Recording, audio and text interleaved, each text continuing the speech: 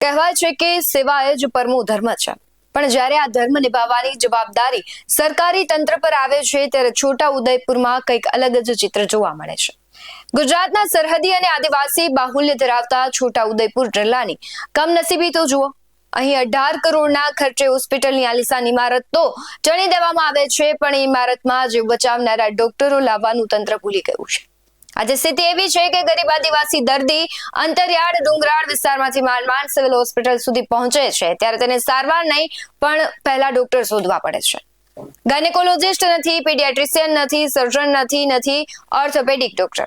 અકસ્માત હોય કે પ્રસૂતિ, દરેક કેસમાં વડોદરાના 100 કિલોમીટરના ધક્કા ખાવા એ અહીંના લોકોની નિયતિ બની ગઈ છે.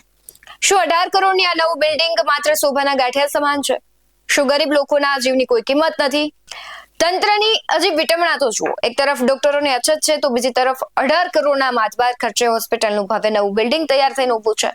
બિલ્ડિંગ તૈયાર છે પણ લોકાર્પણના કશું ઠેકાણા નથી. અને જો લોકાર્પણ થાય તો સવાલ એ છે કે આ ચમકતી દિવાલો વચ્ચે સારવાર કોણ કરશે? શું પથ્થરો અને સિમેન્ટની દિવાલો દર્દીઓનો ઇલાજ કરશે?